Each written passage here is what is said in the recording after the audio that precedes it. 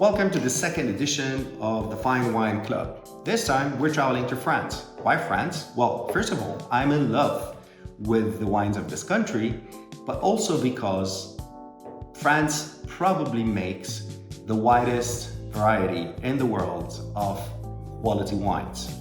Today we're going to travel from Champagne, then to the Loire Valley, with two of the most iconic wines from the Loire, Pouilly-Fumé, white, and a Sancerre, but this time a Sancerre red from Pinot Noir. Then we're going to go to Rhône with, again, an iconic appellation, Châteauneuf-du-Pape. We are going also to go to Burgundy with a Chablis, a Premier Cru Chablis. And we'll finish in Napa. How come? Well, one of the most important regions missing in our lineup is Bordeaux.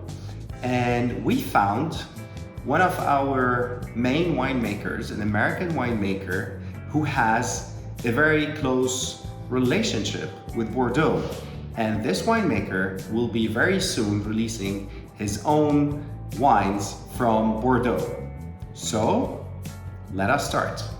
Our first wine today is a champagne from the house Constantine, made by a very talented winemaker called Pierre Grandin. Last time, if you remember, we had also a champagne. It was from the same house, the same winemaker. It was a vintage champagne. This time, it's the Solarris, a non-vintage champagne. So first of all, who's Pierre Grandin? Pierre Grandin is 11th generation winemaker. His family started in 1600 growing grapes. A few years ago, Pierre Grandin decided to make this project on his own with his partner Vaillons, using his family vines.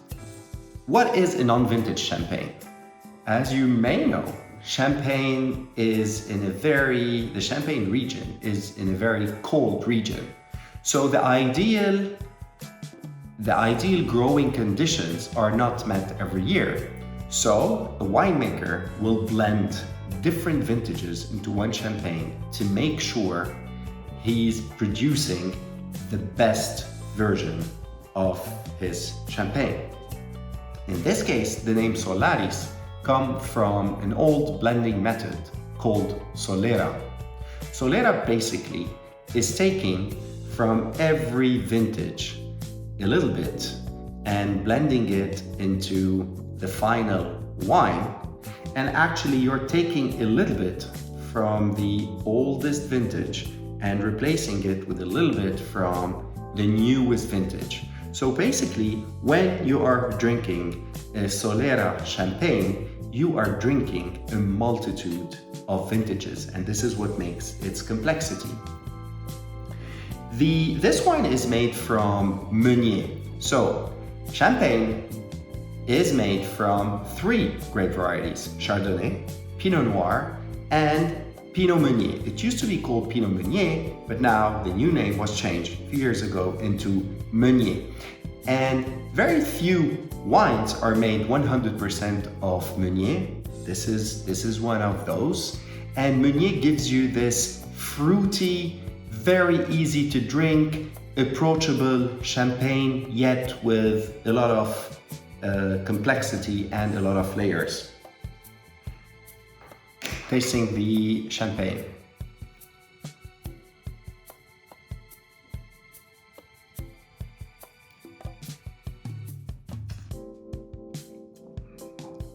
I love this.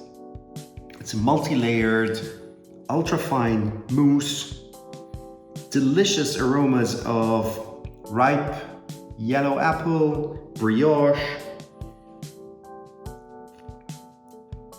It really has layers after layers of flavor, like crisp apples, ripe pears, walnuts. It's rich, it's full-bodied, and it has a very, very long finish. Enjoy it. Our second wine is Patrice Grasset, Pouilly-Fumé from the Loire Valley. Patrice Grasset is a third-generation winemaker, and since he was a kid learning the craft from his grandfather, he had one dream, one day to make wine from Pouilly-Fumé, from the iconic soils and vineyards of Pouilly-Fumé. So Loire Valley is, the Loire River is the longest river in France. It really goes from the west, from the Atlantic Ocean to the east, then goes toward the south. And because it's such a long river, it really goes through a lot of diversified region, each with a different climate. This is why the Loire Valley winemakers are able to make such a big diversity of wine. So you might have heard of Muscadet, that's Loire. You might have heard of Saumur-Champigny, Cabernet Franc, that's also Loire. But probably the two, or one of the two most famous regions are Sancerre and Pouilly-Fumé. And today we have a Pouilly-Fumé. And Pouilly-Fumé is exclusively made from Sauvignon Blanc.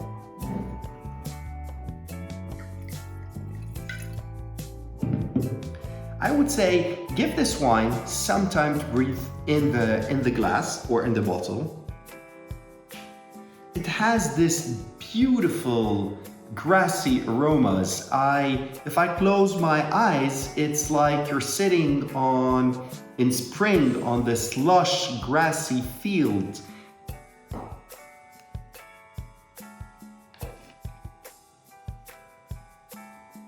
It has a whiff of grapefruit, then elderflower aromas, mouth-watering citrus, and such a minerality, a flinty tone. Actually, Pouilly-Fumé comes from the village Pouilly-sur-Loire, but the name Fumé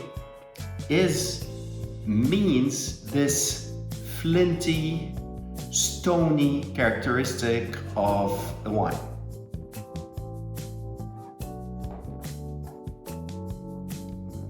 Cheers. Our next wine has a very important pedigree and thus has a very long name. So it's Benjamin Laroche, La Manufacture, Chablis, Premier Cru, Vaillons, Vieilles, 2018. I'll explain why it has such a long name. So, first of all, the winemaker, Benjamin Laroche, is, again, a 7th generation winemaker. It's happening a lot in our selection today. It happens a lot in France. So, Benjamin Laroche traveled during 15 years throughout the world, trying to find the essence of what makes a beautiful Chardonnay. After all his trips, he came back to the region where he was born, Burgundy, Chablis, and started making his wine. Chablis is the region in Burgundy at the northern tip of Burgundy, where it's the coldest. So Chablis wines have this distinctive freshness, but also minerality. And like all vineyards in Burgundy are classified according to tiers. So you have the regular Chablis, then you have the Chablis Village, and then you get to the nobility, aristocracy of these vineyards, which is the Premier Cru. And the Premier Cru each has historical name. In this case, it's Premier Cru, Vaillons, Vieilles. And this is 2018, and this is really shows you the longevity of Chardonnay wines from this region.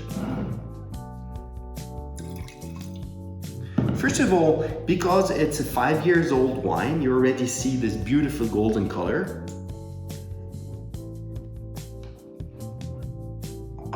You have aromas of lemon, caramel, almond, you have this freshly baked brioche, and this comes from the oak. And then you have this Meyer lemon tart or key lime pie. It's rich, it's layered, and very complex with the long lingering finish. For our next wine, we go back to Patrice Grasset, to the Loire region, but with a difference.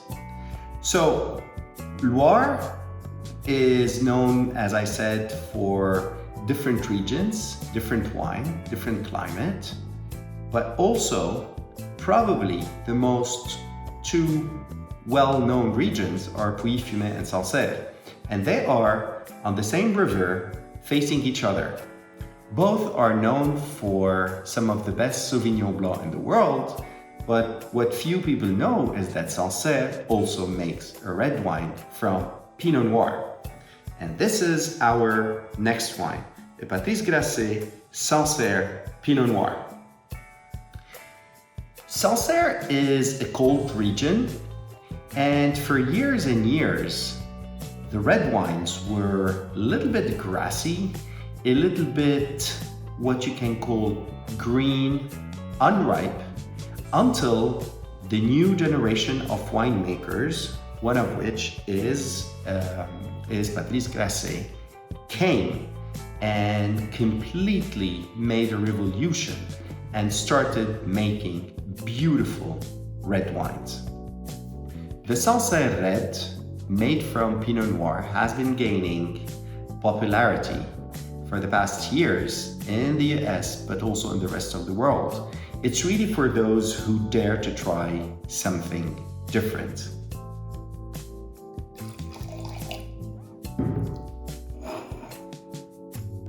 First of all, what strikes me in this wine is how fragrant it is. It has aromas of red currant, cherry, rhubarb, raspberry tart. Then it gives way to earthy, savory flavors and a hint of spicy white pepper. It has a vibrant fruit, fine tannins, reminding us what a beautiful, magnificent grape variety Pinot Noir is. Cheers. Next wine is a Châteauneuf-du-Pape from Benjamin Darnault. I love this label. Such a traditional but beautiful label.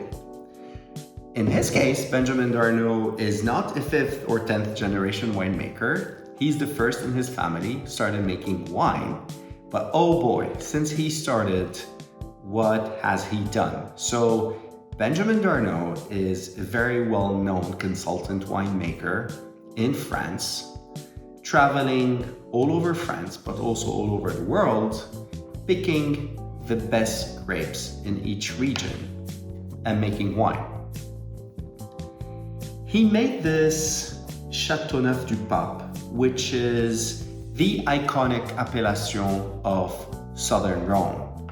Châteauneuf-du-Pape means the Pope's new castle because in the 14th century, the papal court was moved from Rome to Avignon in southern France, and this is where they built this new castle for the Pope, and it became Châteauneuf-du-Pape, the Pope new castle.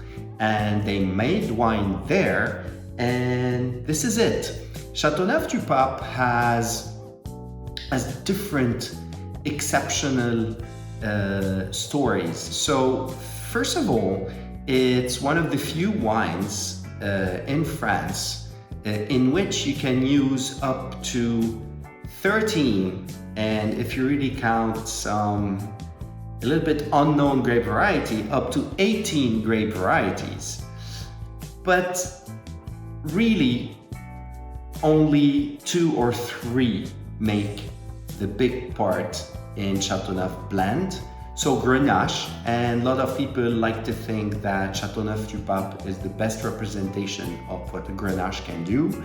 And usually you have some Syrah, and then you could have some like Grenache, Carignan, Sancerre, and other grape varieties. In this case, it's a majority of Grenache, 80%, and 20% Syrah. Another thing important about Châteauneuf-du-Pape is that the region was the first area to make a wine according to some specific laws, which was really at the base of the Appellation d'origine contrôlée in France. And they made that, they put those laws by writing and started following it as early as 1923. So that's the first region who ever had this appellation d'origine contrôlée.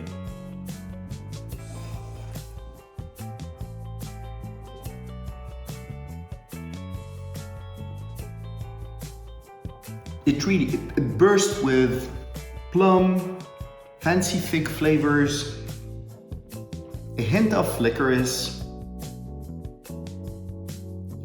Then it goes into boysenberry jam, leather, clove, cedar, a little bit spicy from the Syrah.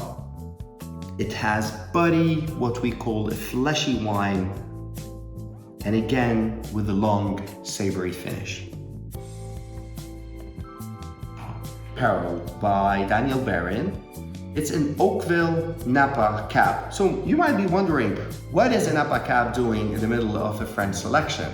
Well, Daniel Baron has a very long and rich history with French wines, and more specifically Bordeaux wines. He started his winemaking career at Château Petrus, probably the most known winery in the world.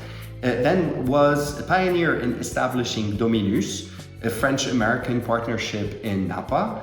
And also, probably, he's the most known for being at the helm of the Silver Oak winemaking.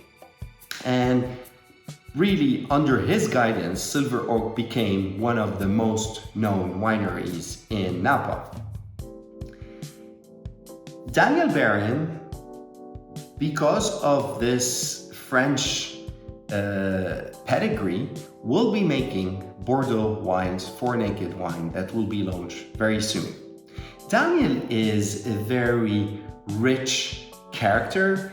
Daniel is one of the best storytellers I know. He's a musician, a mandolin, and a clarinet player. He has his own podcast. He's a diver. He's a sailor. He has so many different experiences, and he brings all that, this richness of character, he brings in the wine. He brings it in the wine he makes. So this wine is called Eau to Harold. Who is Harold? Harold is Harold Olmo, who was the mentor of Daniel. And Harold Olmo is one of the most known viticulturists in the US. He traveled all over, was at the origin of breeding of very different, very diversified grape varieties, but also consulted for establishing some of the best vineyards in the world. This wine, a Napa Cab,